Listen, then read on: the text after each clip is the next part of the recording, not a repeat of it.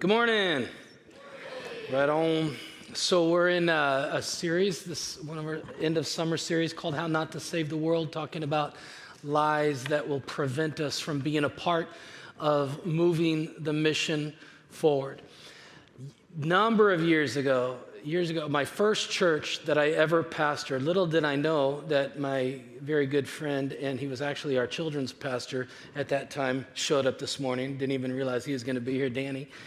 But I became the pastor of this church when I first started. It was about 30 years ago or so. There was about 12 people in the church, which is the only reason they hired a guy like me, because they just, I would have done anything. And we would celebrate anybody who ever came. It was like just this big deal. We wanted to grow the church, and it had been a number of months, and we had gotten up to maybe around 40 people or so. And then this family walks through the door. And it was like a real family, like a husband and a wife and two kids. And my first thing is like, what are you doing here? You know? But they looked normal and dressed normal. And I was like, you know what happens when you're a small little church and all of a sudden like a family walks in, everybody in there is just like coming at them. Try to welcome them like 400 times before they leave. So they came back again the next Sunday. I thought, all right, you're good. So I'm going to invite you to dinner. We did. We invited them to come over to our house that next Friday night. They came over and we're having a nice dinner. We finished dinner and all of a sudden I think, well, okay, here's the perfect segue. And his name is Wes. And I told him, I said, hey, Wes, there's some great opportunities that we have because we're just growing now. We're starting, kind of fresh we need people to serve in the church. And right when I did that, he went into rappel mode. And he goes, let me stop you right there, man. Let me just stop you right there. That's not for me. And then the floodgates opened. And he shared with me how he had been a part of this one church. And he'd been in there ever since he was a kid. And another pastor came in here a couple years ago, and now there was fights and there was politics going on and people leaving the church and others trying to control. And he felt like even the pastor was duplicitous. And then his mom, who was a secretary for 20 years, got fired, and there's factions. And he left. Him and his wife and his kids left. He had been doing nothing for a few months, but he knew the kids needed to be in church. He wasn't sure how he felt about things anymore because the church is full of hypocrites and broken people and all that kind of stuff. Now, fast forward 6 months later, Wes is probably the greatest leader in our church and contributor and part of moving the mission forward. Church just about won in keeping him out of church. You know what I'm saying? Hypocritical people. Kind of maybe a pastor who did some things that were wrong, almost pushed him away from God. Did Wes have the right to be offended? Yes, absolutely. Did he have a right to be hurt or even judgmental? Yeah, I suppose so.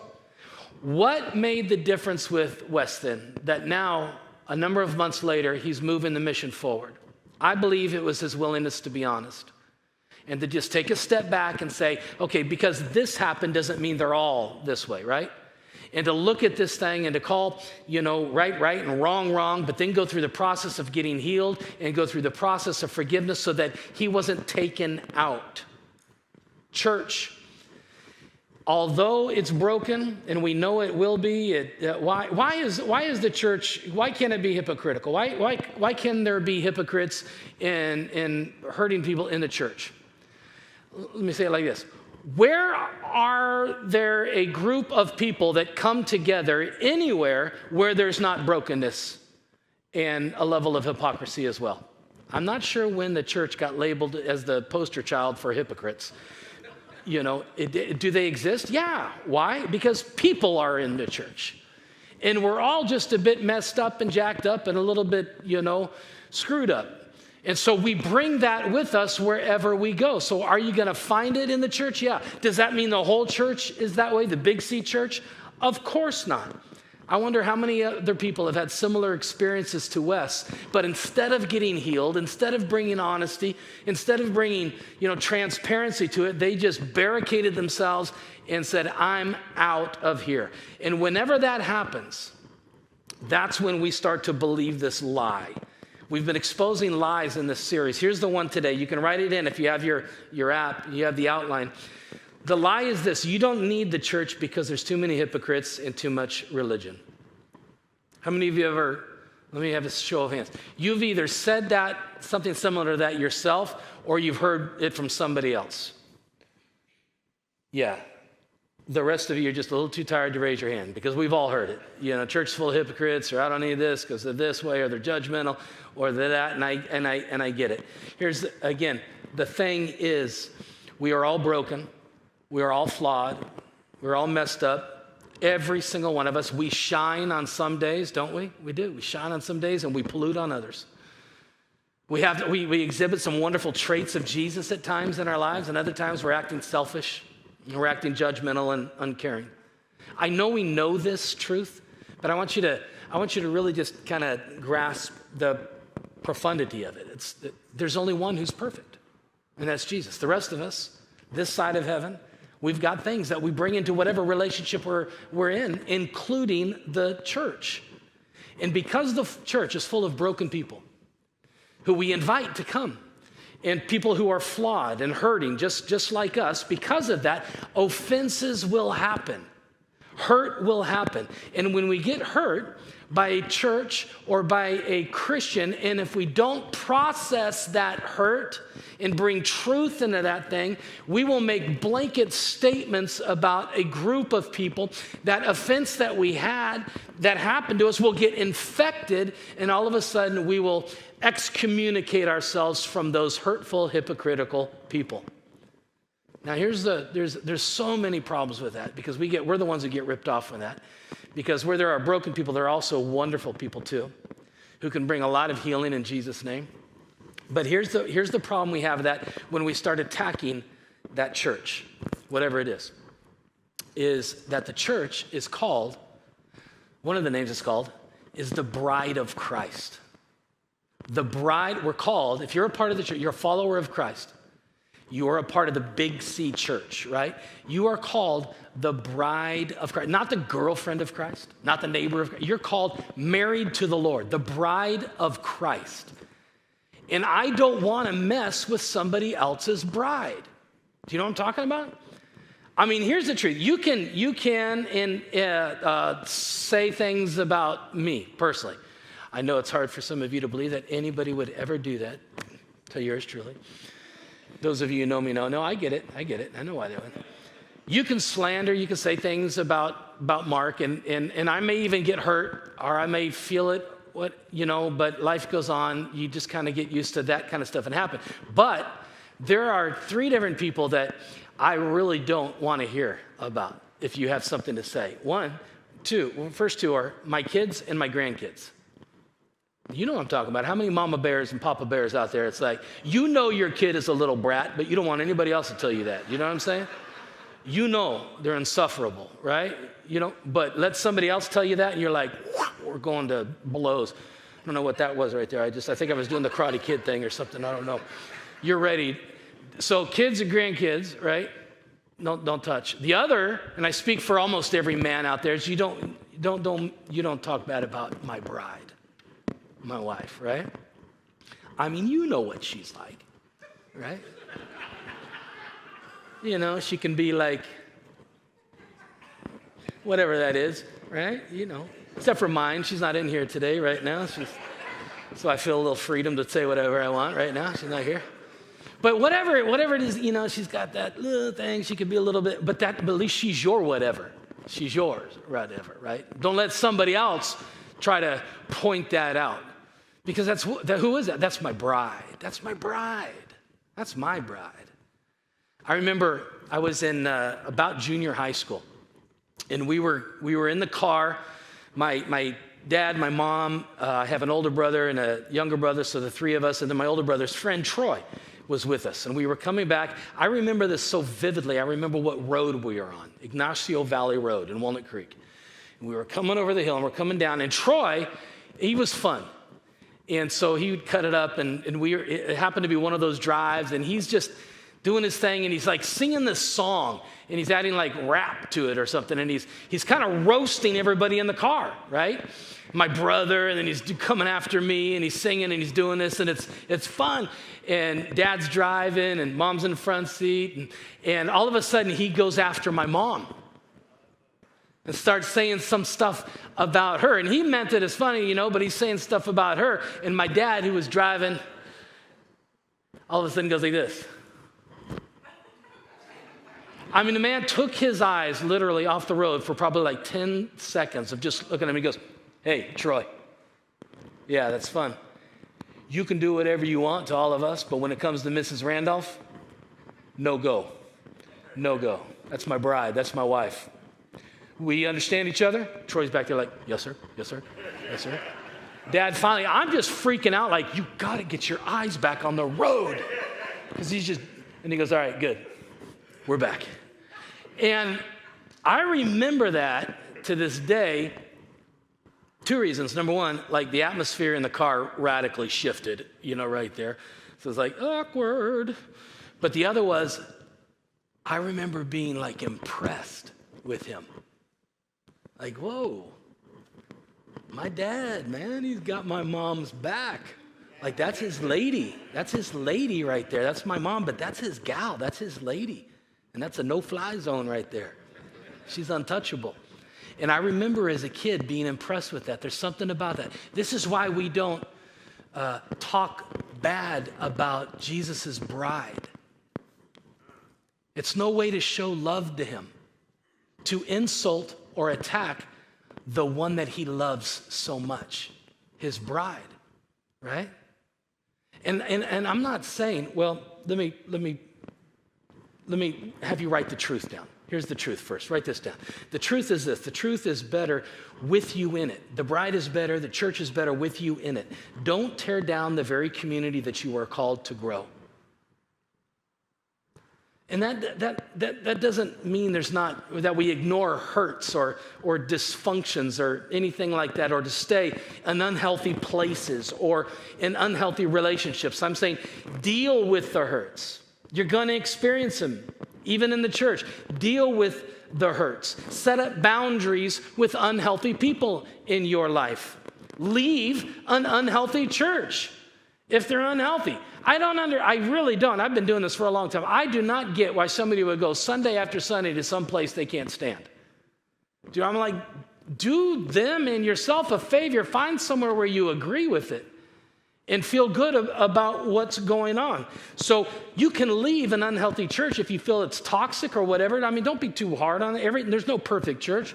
But it doesn't mean you leave the big C church. Doesn't mean you leave that. The church is better with you in it, right? It's better with you in it. And so what I want to do for the remainder of our time is I want to look at one passage, John chapter 17. And Jesus is praying to the Father. This is really what should be called the Lord's Prayer. I know we refer to the Lord's Prayer as the Our Father who art in heaven, hallowed be thy name. And that's more of him teaching on how to pray. But this is his high priestly prayer. He's praying for these disciples of his that he's about to leave because he knows his death is coming. And he's praying for all of those who would believe on him through their testimony. That's you and I. So here's who he was praying for. He was praying for his future bride. I always tell single people to do that. Pray for that girl before you ever meet her. Pray for that guy. Pray for God to prepare them. Pray for them. Moms, dads, pray for the future bride of your children. Jesus was praying for you and I in this passage, specifically for us, those of us who would believe on him through the teachings of the disciples. And so we pick it up in John chapter 17. Let's look at verse 11. He says, Holy Father, you have given me your name. Now protect them, these followers, by the power of your name, so that they will be united just as we are. The longest prayer that is ever recorded that he prayed deals around one central theme, the unity of the church. And he's saying, God, let them be united. He does not want this church to be torn apart from the inside out. God knows enough pressure comes from the outside in. And so he's saying, Lord, help them to be united. So I want to look at this prayer, and I want to see 3 ways that you and I could join together in building the church, even with all of its warts and imperfections. How can we come together and build the church? If you're open to that idea, I want to give you 3 things to think about. Number 1 is this. You can write this down. To attract people to Jesus, we must live like Jesus in holiness. Now, holiness, I don't know about for you, but it's one of those words that when you say something like that, you tend to kind of go, oh, forget about it. I cannot do it. Holiness. That means I shouldn't do this, and I shouldn't do this, and I shouldn't do this, and I better not do this, and I better not speak this way. How many of you can kind of like, that's how I associate that word holiness. Like, oh, it just reminds me of all the things I'm not supposed to do in order to be holy, right? How many of you know some of those people right there? How many of you have been repelled by some of those people right there, right? The God's police squad seeking to bust you if you, whatever. Anyways, holiness doesn't mean perfection. Holiness means to be set apart. It means to be set apart, that you are set apart from how you used to be, from a world that doesn't know Christ. You are set apart for a specific purpose. That's what holiness means. In fact, he prayed right here in John chapter 17, verse 15. He says, I'm not asking you to take them out of the world. No. But to keep them safe from the evil one. They do not belong to this world any more than I do. So make them holy by your truth. Teach them your word, which is truth. Just as you sent me into the world, I am sending them into the world. And I give myself as a holy sacrifice for them so they can be made holy by your truth. So Jesus prayed that his church, his body, his bride would become holy, meaning they would be in the world, but they would be set apart. They would be set apart for a specific purpose, to have an impact on the world, to love the world. But that set apart means that at some point we begin to look different, we begin to think different, we begin to act different, right? That should be the normal evolution of somebody who has surrendered their lives to Jesus, that over time, the way we handle somebody or the way we forgive or how we make decisions and how we spend our money or spend our time, it's different. We are set apart. That's what holiness means. How many of you have ever seen those pictures where it's like over time, it's like the dog owner and the dog look alike? Have you ever seen it? It's like they spend so much time together. I found some pictures on the internet this week where I was like, that is too much. They belong together. Here, let's show, right?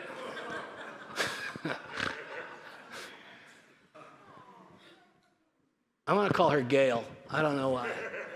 Okay, what's the next one? They belong to each other. Okay, next one. Oh, I love that one. The dog's even got a collar. Okay, go ahead. Oh, yeah, that's a good one. Okay, next one. I remember this one. Come on, this is a good one. Right, yeah. Fabio and Fabio's dog.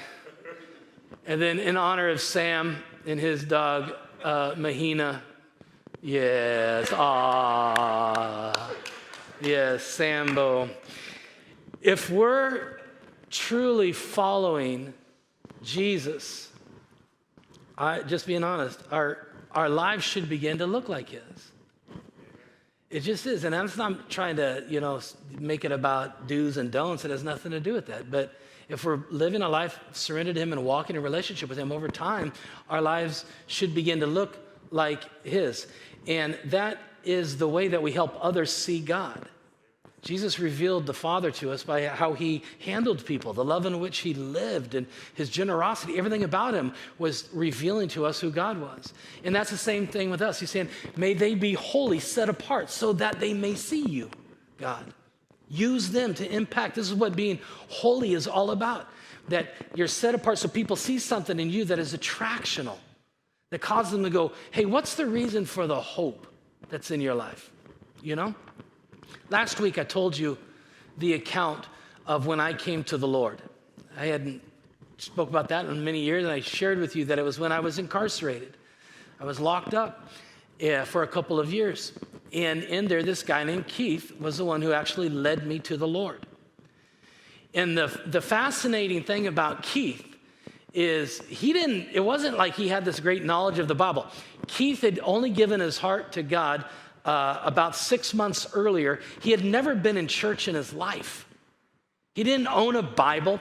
I had to explain to him what Easter even meant, because he had no idea. He had no concept of Jesus. He didn't know the story of Jesus. He didn't know the cross or anything. He was lost. But then he met Jesus by reading a New Testament Bible in prison.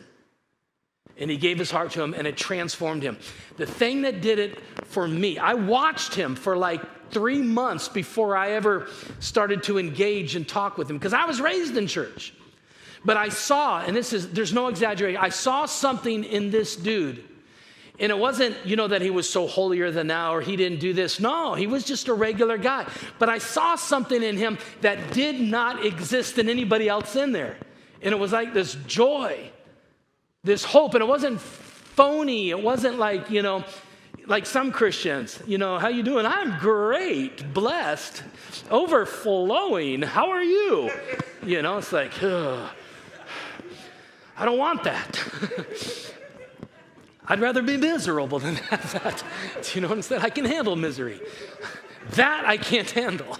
No, this guy, Keith Byfield, man, he had life in him. He had life in him, how he handled people, how he handled work in there, everything. We were incarcerated.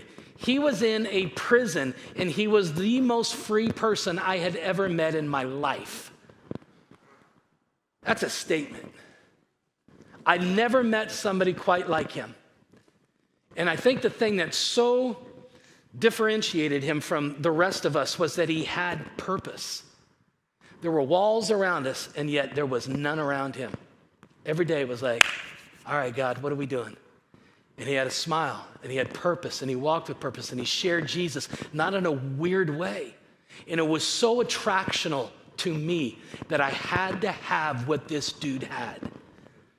And I asked him about it. And he told me about Jesus. And I said, I've been raised in that. He goes, I don't care what you've been raised in. Have you met him?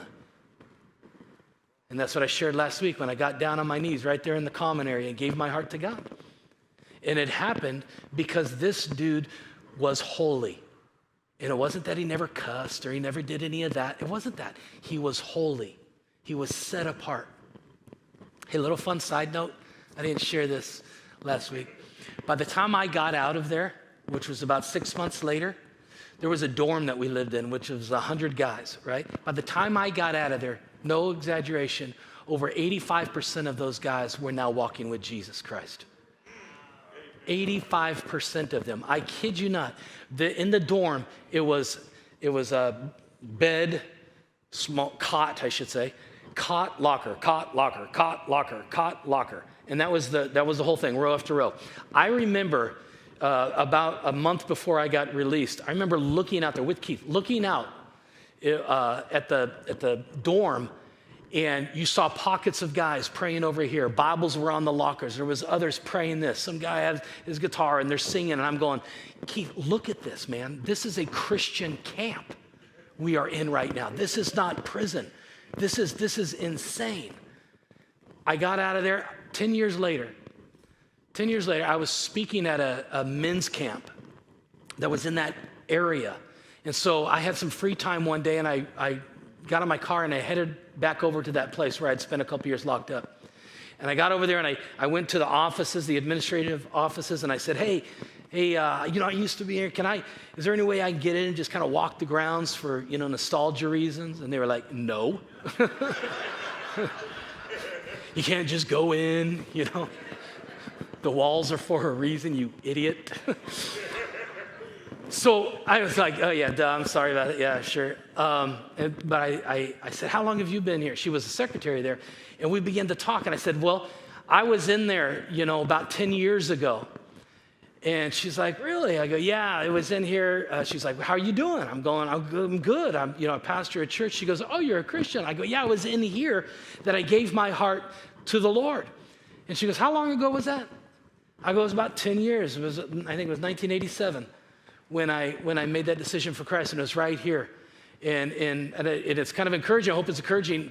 When we find Jesus in here, it sticks with a lot of us. She goes, we still talk about that time. The guards at that time thought it was like a ruse. It was kind of like a strategy to have some kind of riot erupt that we were going to. They thought like they're trying to get us all to put our guard down so they can, execute violence or something. They couldn't believe there can't really be this many Jesus-loving inmates. She said, every now and then that time will come up and we'll talk about it. Remember what God did.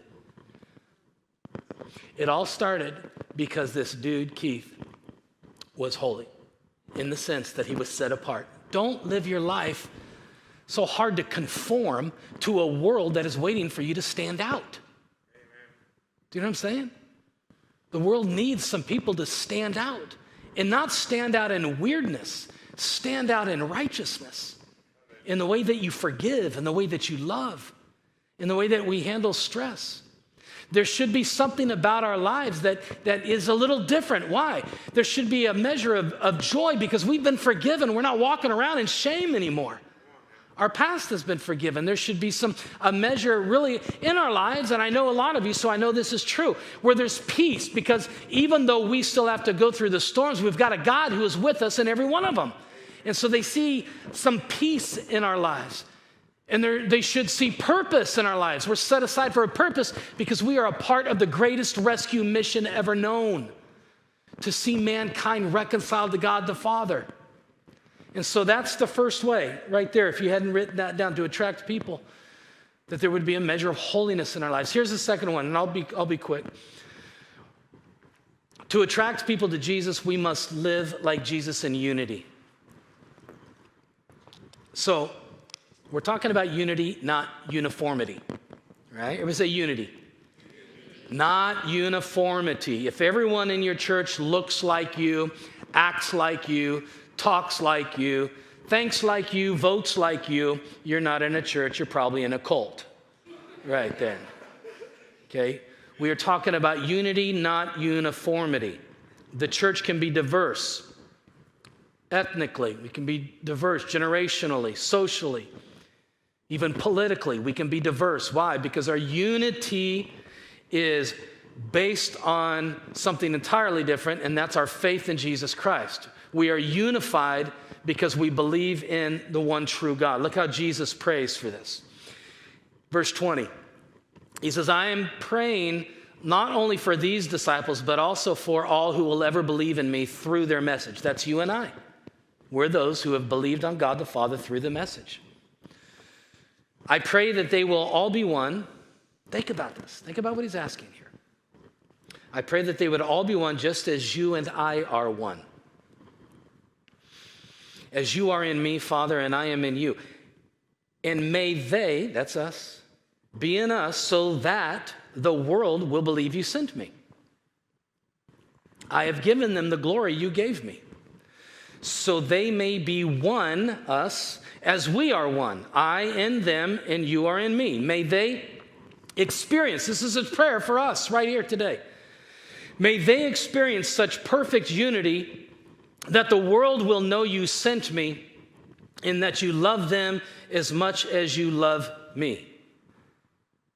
See, that's crazy. That's what he was saying. He's going, the main characteristic that will be so apparent that you are real is the love and the unity that they have for one another.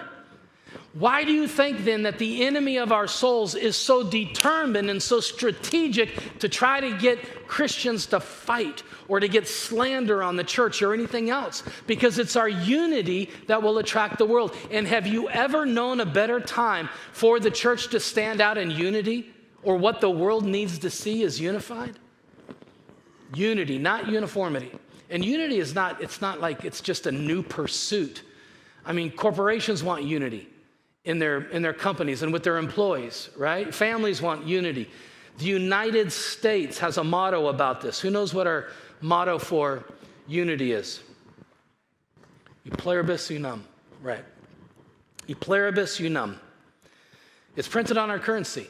You got one of these? This is called cash. I know some of you are like, what manner of witchcraft is that? On this, printed on this, our motto, it says E pluribus unum, which is Latin for out of many, one. Out of many, come one. And it's this idea that the United States would be this melting pot that would bring in from every tribe and every tongue, different ethnicities, different ideologies, and we come together to form one united nation. How are we doing on that?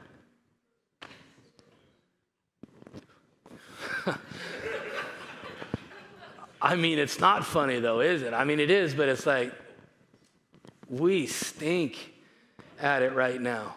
We're not, it's not, we're so divided right now, right? I mean, every little thing. God, you're afraid to say your opinion on something anymore for whatever backlash is going to come. It's not unity. Now, I love our country. I really do. I love this country. It has beautiful ideals. It leads the world in freedom and democracy. It's a beautiful melting pot. It really is. That tribes and tongues have come from all over the world. It leads the world in equal opportunity for people. But the hope of the world, friends, is not the United States of America.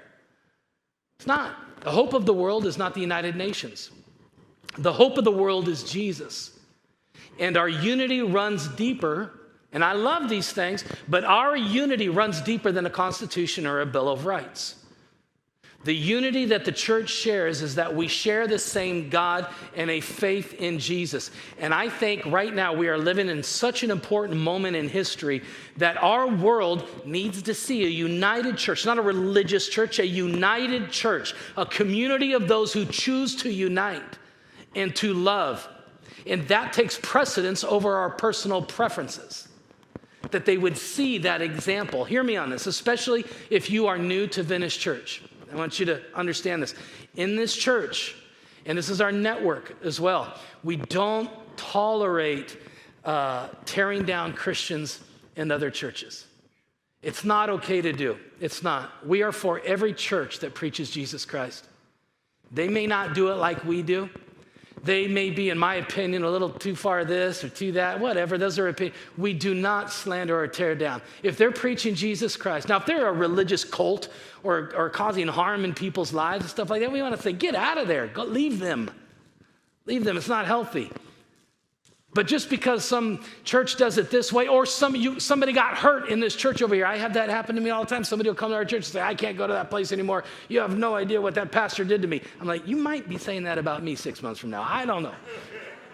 I don't know. And maybe he did. Or maybe it was perceived. Or maybe there's truth to it and you need to leave because it's toxic. But we don't slander. We don't slander. We don't set ourselves up as somehow the spiritual police for every other church and how they're doing it or they're not doing it. Oh my gosh, we ain't got problems enough. We got to fight each other on a way which really should be, or they're too much that way. We just don't. Look, I want you to look at this passage. I was thinking about this passage this week. This is a mind blower, in my opinion. It really is. We need to grasp how Jesus feels about the subject we're talking about right now. Real quick, look at it. Mark chapter 9, starting with verse 38. So the disciples are there, and they're a little ticked off because they saw these other guys doing the work of the ministry, and they're not part of their group. And they're like, we got to go tell Jesus. And so they come, and they want to tattle on these guys over here, and they're like, Jesus, Master, we saw another man casting out unclean spirits in your name, but he was not one of our group. And so we told him to stop what he was doing.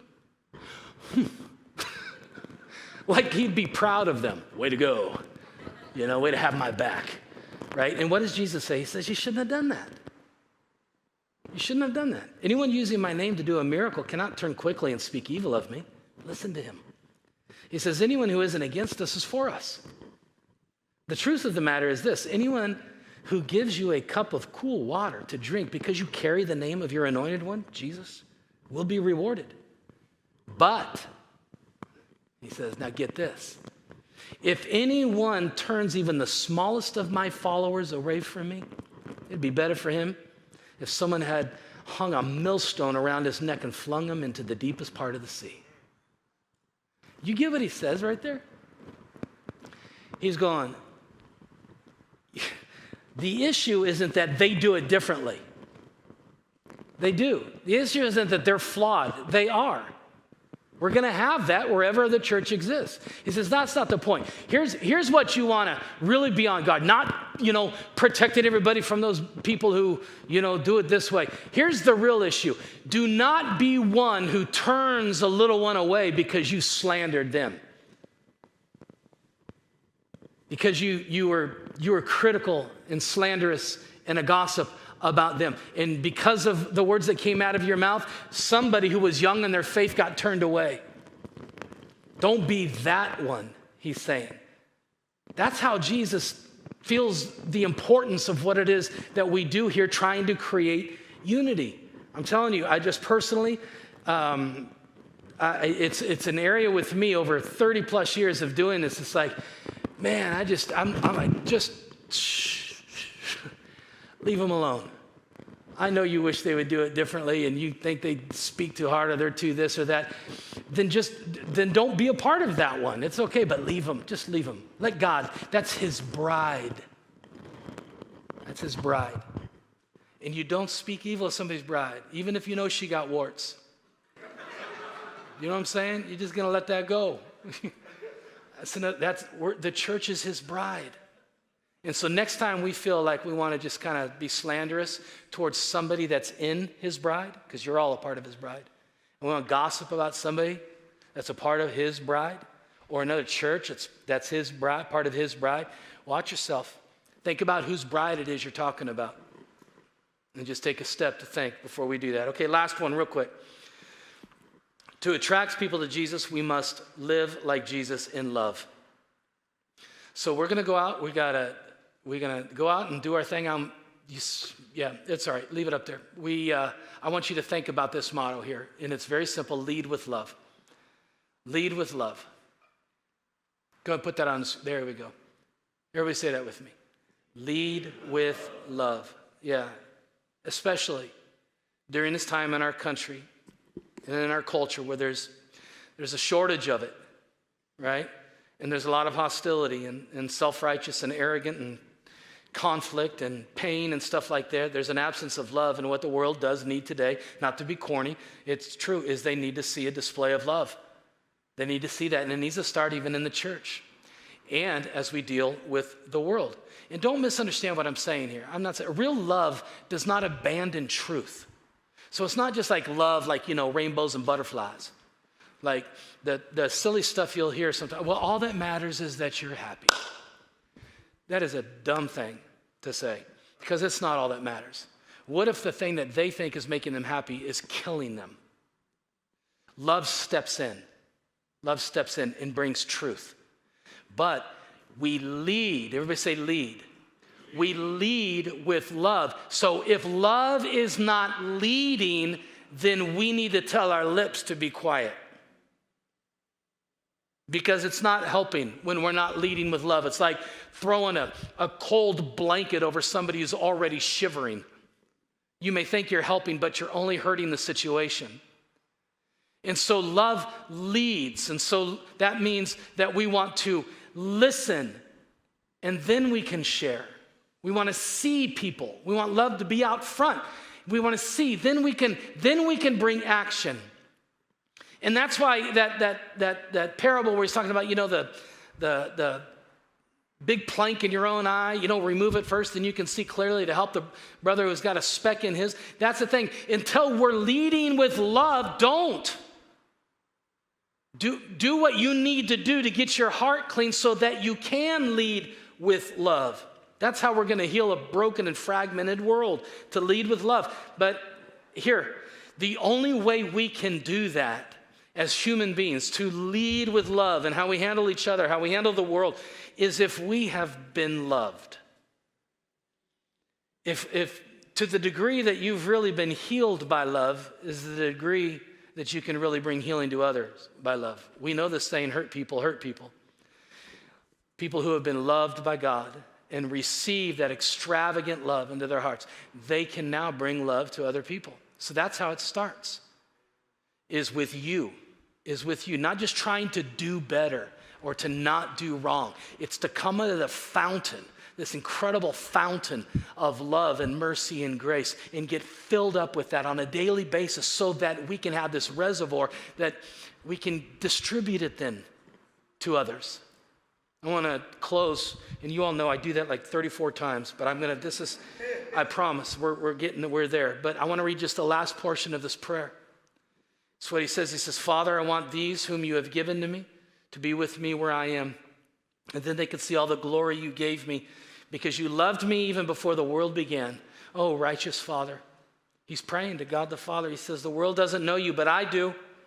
And these disciples know that you sent me.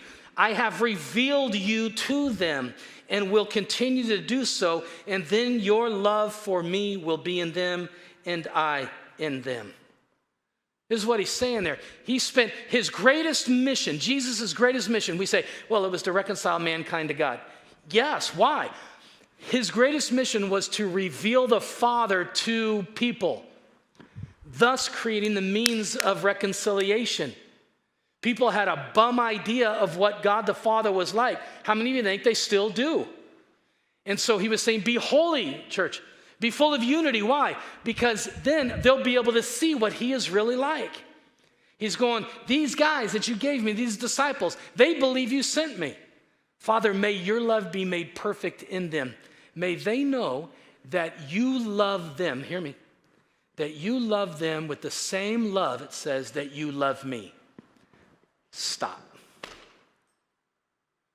God, think about the implications of this.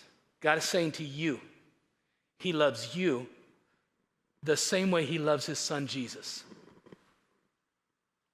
The same measure of love. How many of you believe that God the Father loves Jesus? You're kind of crazy about him, wouldn't you say? I mean, it's his only begotten son, and he came and lived a perfect life and gave his life for humanity and did this. God the Father loves him. And Jesus is saying, may they know that the same love that you have for me is in them. Wow. You talk about something that'll change your life? Rest on that one. Rest on that one. It has two enormous consequences. First, when I recognize how much he really loves the church, his bride, I'm going to be careful in how I handle her and talk about her. Secondly, I'm part of the bride. You're part of the bride. You're what makes up the bride. It's not that God just so loves the world, it's God so loves you. You. That way. That's how we're to see. That's our default position that we're called to live from. And when we do that, I am loved so relentlessly by this God. The same love that he has for his son Jesus, he has for me. That's how you feel about me? He's like, that's how I feel about you. But God, no but. There's nowhere you can go, the Bible says, that you would escape the love of God. And the enemy, come on, the enemy immediately wants to come in and try to steal that revelation away from you and say, but look what you did, and look what you've done, and look how you are. And maybe those people, but not you. And he comes in as an accuser. And that's why every day we got to come out of that fountain of truth and say, I am who you say I am. I'm loved by you. Oh, I'm a work in progress, that's for sure. But I'm not trying to get better so I get loved. I'm going to get better because I am loved. Big difference. Big difference. I have 3 biological sons. And when my first one was born, Sam, I experienced, and I think a lot of you can relate to this, I experienced something I never experienced before in life. I had no idea that that kind of love existed, of how I felt about this baby boy of mine. I did not know that love can feel that way. And I was, aghast. I really was. And then a couple years later, we found out we're going to have another son. And I had this concern. I never voiced it or anything, but I had this concern. there's no way I'm going to be able to love another human being like I love Sam. And then Jeremiah came, and it was zero effort. It was just right there. And I saw myself in him. And my love for him was just the same. And I was in awe of these two boys that I had. And then Ben came 5 years later. And Ben came, and it's like I was reborn again. And there it was. And each one of them is my favorite. And that sounds weird unless you're a parent. But Sam's my favorite. Jeremy's my favorite. They're my favorite, right? Jeremy's definitely the best looking of the three of them. Takes after his father. They're my favorites. When God looks at you, take a chance on this, would you? Take a chance on this. Would you dare to believe that you're his favorite? If it's true that my three sons, right, can all be my favorite because they're my sons, right? Isn't it true that none of us deserve him? Oh, you got it together more than this person, but this person's got it together more than you, and you're here, but they're there. It's like we all fall short of the glory of God. We're sons and daughters of God because we've been adopted by his grace. His love adopted us into his family. Does he have a favorite? It's you. It's me. That's what John, the beloved disciple, how he referred to himself as. He was like, I'm the one that he loves. I love that about John. He's like, I'm the one that Jesus loves. Who's he talking about there? He's talking about himself. He's like, I don't know about Peter. I don't know about these guys. I assume he does, but I know I got his eye. How would life be different for you and for me if we lived out from that place? We weren't trying to get there. We're already there.